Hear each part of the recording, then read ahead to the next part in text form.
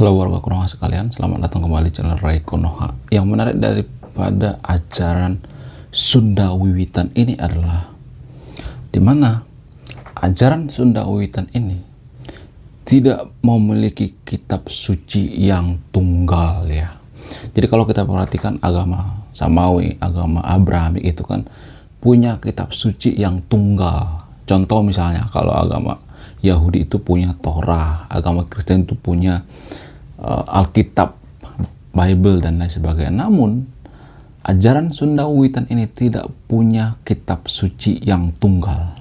Walaupun agama ataupun ajaran Sunda Wiwitan ini tidak punya kitab suci yang tunggal, kitab sucinya itu tidak kalah menarik dari agama Abrahamik ya. Apa itu kitab sucinya?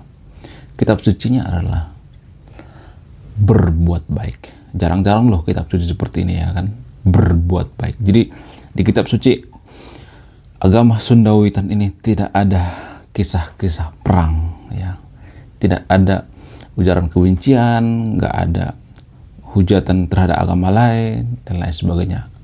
Yang ada adalah berbuat baik ya.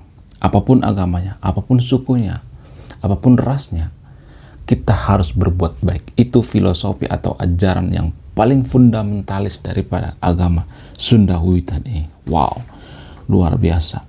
Nah, kemudian ajaran Sunda Wiwitan ini tidak memiliki struktur organisasi formal yang seperti agama Abrahamik, tidak punya. Kemudian tidak memiliki konsep kepercayaan yang rigid. Kemudian mengutamakan harmoni dan menghargai lingkungan. Agama Sunda Wiwitan ini sangat-sangat menghargai yang namanya lingkungan ya. Sangat-sangat aware atau sadar dengan lingkungannya. Sunda Wiwitan ini ya bukanlah agama dalam arti sempit, melainkan lebih kepada tradisi spiritual dan kebudayaan Sunda. Kenapa saya mengatakan seperti itu? Ini dari sudut pandang agama Abrahamik ya, karena definisi daripada agama itu tidak ada satu ketentuan, tergantung sudut pandang mana kita melihatnya. Ya, kalau dari sudut pandang agama Abrahamik ya, agama Sunda Wiwitan ini atau ajaran Sunda Wiwitan ini nggak layak disebut sebagai agama. Tapi kalau kita berkaca pada agama lokal ya, ajaran leluhur kita, ajaran Sunda Wiwitan ini definisinya bisa aja dikatakan dengan agama. Kenapa? Karena kita ngambil sudut pandang dari ajaran lokal ya. Makanya saya katakan tidak ada definisi daripada agama.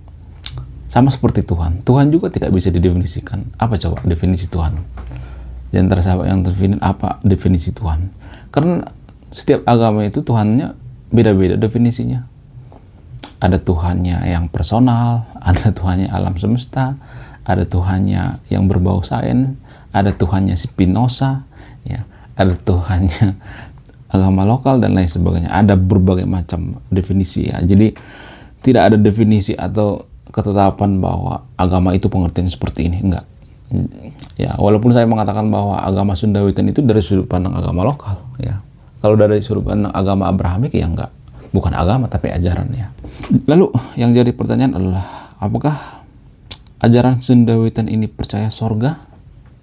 Apakah umat daripada ajaran Sunda Wiwitan ini masuk neraka? Lalu bagaimana ajaran Sunda Wiwitan ini dari sudut pandang agama Islam? Bagaimana agama Islam memandang ajaran Sunda Wiwitan ini? Menarik untuk kita bahas ya. Sebelum kita lanjut ke pembahasan selanjutnya, saya akan memberikan sumbernya dulu ya, sumber dan datanya. Jadi ini bukan opini saya pribadi ya, saya akan membacakan sumbernya. Sumber yang pertama itu dari Sunda Wiwitan, tradisi spiritual Sunda oleh Profesor Dr. Endang Saifuddin Asari. Jadi saya akan tampilkan data di sini ya untuk menghemat waktu ya. Agama Sunda Wiwitan atau ajaran Sunda Wiwitan memiliki konsep tentang kehidupan setelah kematian yang berbeda dengan agama-agama Abrahamik ya. Mereka percaya pada konsep kebuyutan atau kabuwitan ya. Jadi ini bahasa Sunda ya. Apa arti daripada kabuwitan? Kabuwitan itu adalah alam spiritual yang memiliki tempat asal dan tujuan akhir jiwa. Wow, luar biasa. Apakah ini agak mirip dengan nirvana atau pencerahan dalam agama Buddha. Silakan disimpulkan sendiri ya, tidak akan memberikan kesimpulan. Konsep surga dalam agama atau ajaran Sunda Wiwitan ini tidak sama dengan konsep surga dengan agama-agama lainnya. Ada perbedaan. Mereka percaya pada beberapa lapisan alam spiritual ya. Apa itu alam spiritualnya? Menarik ya. Alam spiritual yang pertama misalnya Buana Yanggung atau alam spiritual tempat jiwa orang-orang saleh atau orang-orang soleh, orang-orang baik lah, yang punya akhlaknya baik. Yang kedua misalnya ya ada alam spiritual Buana Panca. Alam spiritual ini tempat jiwa orang-orang yang masih memiliki kesalahan ya. Lalu alam spiritual selanjutnya misalnya Buana Lengit ya. Alam spiritual tempat dewa-dewa dan roh-roh suci. Lengit ya. Lengit dalam bahasa Sunda itu artinya hilang ya. Kemudian konsep kehidupan setelah kematian. Bagaimana konsep kehidupan setelah kematian dalam ajaran Sunda Wiwitan ini? Yang pertama misalnya kematian sama seperti jiwa meninggalkan tubuh dan menuju alam spiritual. Agama Sunda Wiwitan ini percaya dengan hal-hal yang berbau spiritual. Kemudian penguburan ya, upacara penguburan untuk memastikan jiwa mencapai alam spiritual yang tepat. Makanya di ajaran Sunda Wiwitan ini ada upacara ya, upacara penguburan. Kemudian kabuyutan, jiwa mencapai alam spiritual dan bergabung dengan leluhur. Berarti agama Sunda Wiwitan ini percaya dengan roh-roh leluhur ya. Kalau kita meninggal itu ketemu dengan roh-roh leluhur kita. Wow, luar biasa. Kemudian bagaimana syarat mencapai kabuyutan? Syaratnya hidup sesuai dengan norma-norma Sunda, melakukan ritual-ritual dan upacara-upacara, menghormati leluhur dan dewa-dewi, ya, menjaga keseimbangan alam dan lingkungan. Wow, ini yang saya suka dari agama Sunda Wiwitan ini. Sangat jarang agama seperti ini ya, menghargai yang namanya lingkungan, ya, sangat-sangat menjaga lingkungan. Sehingga kadang saya berpikir ya, kalau kita menerapkan filosofi ini, kita menjaga alam, tidak buang sampah sembarangan ya. Ya, kita menjaga alam, tidak sembarangan merusak alam ya. Menjaga keindahan alam, tempat pariwisata dan sebagainya ya. Luar biasa. Nah, sekarang kita masuk pada konsep neraka. Bagaimana dengan konsep neraka? Apakah ajaran Sunda Wiwitan ini percaya dengan konsep neraka? Sebelum lanjut ke pembahasan konsep neraka, semua yang saya katakan di video ada sumbernya ya. Saya ngambil sumber dari Sejarah Agama di Jawa Barat oleh Profesor Dr. Deddy Mulyadi. Wow, Pak Deddy Mulyadi Profesor Doktor juga ya. Baru tahu saya.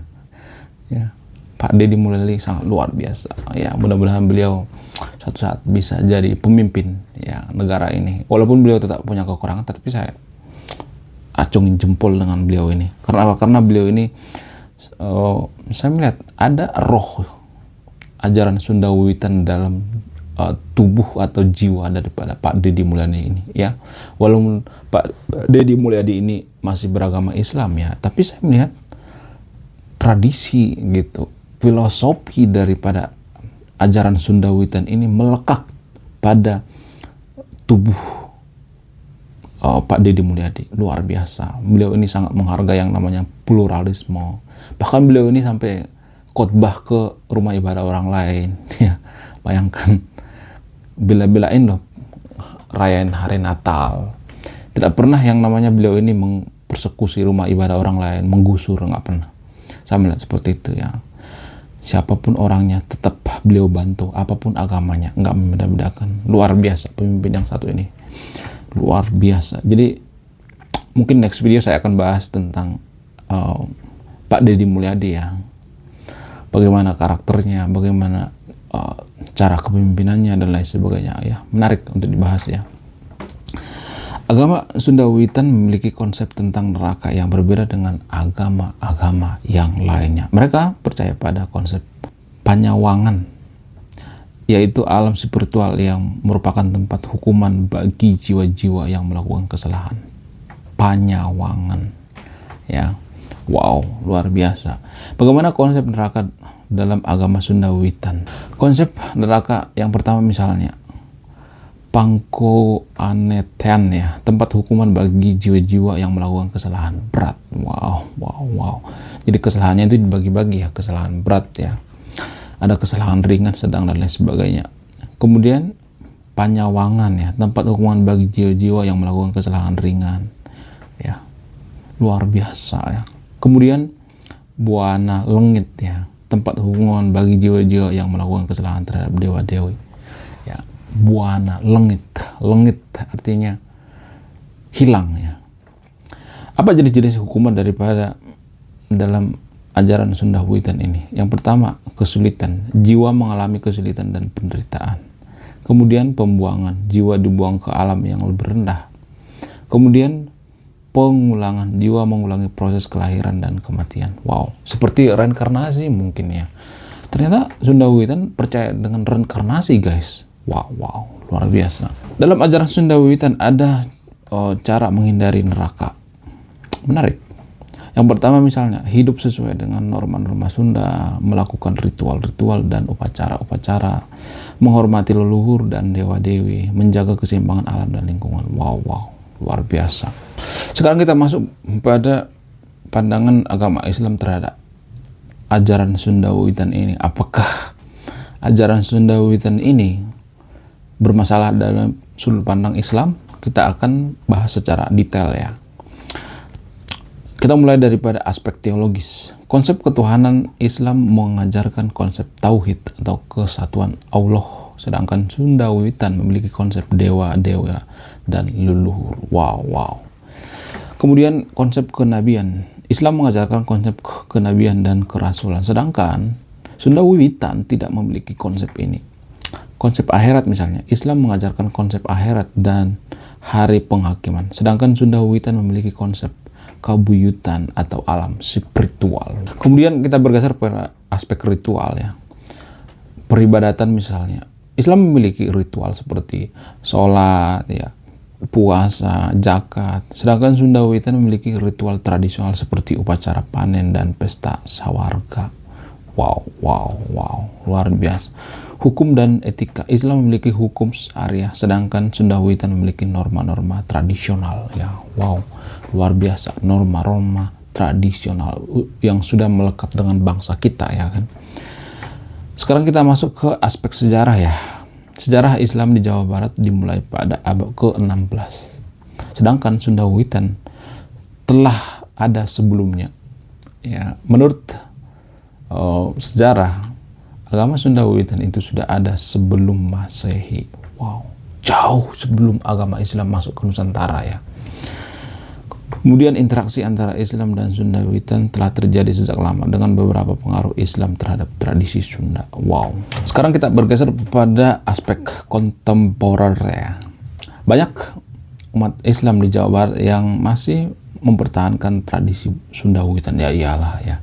Karena tradisi itu kan harus dipertahankan. Dalam tradisi itu kan ada cara berpikir, pola pikir dan lain sebagainya ya. Ada hal yang sangat filosofis ya dalam tradisi, dalam beragama. Kemudian beberapa organisasi Islam di Jawa Barat berupaya memahami dan menghargai tradisi Sunda Wiwitan. Ya harus seperti itu. Jangan mengatakan bahwa Sunda Wiwitan itu sesat, Sunda Wiwitan itu masuk neraka. Jangan seperti itu, nggak boleh ya. Pamali tahu guys. Kemudian pemerintah Konoha mengakui keberagaman agama dan kepercayaan termasuk Sunda Wiwitan. Jadi sudah terdaftar ya, resmi. Menurut Anda gimana? Jadi ini kan semacam ada degradasi ya, atau semacam jurang pemisah antara agama dengan tradisi budaya ya setempat. Jadi sebenarnya ajaran Sunda Wiwitan ini sudah semacam tradisi ya, nggak hanya agama atau ajaran, sudah semacam tradisi. Nah yang jadi pertanyaan, kalau misalnya ada agama dari luar nih yang katakanlah nama agamanya itu agama A misalnya ya, terus masuk ke suatu daerah, ke Konoha. Nah yang jadi pertanyaan, apakah agama A yang dari luar ini bisa dibawa dengan budayanya apa hanya ajarannya? Ini persoalan yang sangat pelik ya, dari dulu sampai sekarang ini nggak pernah selesai. Dan ini juga yang ditentang oleh Pak Deddy Mulyadi ya, di mana ya diduga Mr. Unyil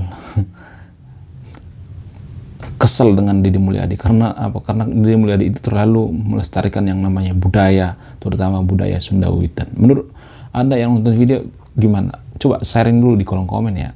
Anggap saja saya tidak ngerti tentang antropologi, agama dan sebagainya. Anggap saja saya bodoh ya, saya cuma bertanya. Menurut kalian gimana? Kalau misalnya ada agama nih datang dari luar ya, agama A misalnya. Terus agama ini kan menyatu dengan budaya yang agama yang dari luar ini. Lalu dicocokkan ke Konoha misalnya. Nah, yang jadi pertanyaan, apakah agama dari luar ini boleh kita serap budayanya, atau kita serap cuman ajarannya doang, atau budayanya kita tinggalkan? Menurut kalian gimana? Coba diskusi di kolom komentar ya, dengan pemikiran-pemikiran rasional, bukan pemikiran-pemikiran yang dogmatis ya. Saya pengen kita itu mandiri secara intelektual, tidak memberikan intelektual kita itu kepada orang lain, otoritasnya jangan berikan kepada orang lain. Kita harus menguasai ya, maksudnya kita harus mandiri ya, dalam berpikir juga harus mandiri. Jadi mohon di share di kolom komen ya. Oke, terima kasih sudah menyimak dan memahami video ini. Saya Ray Konoha, salam rasional.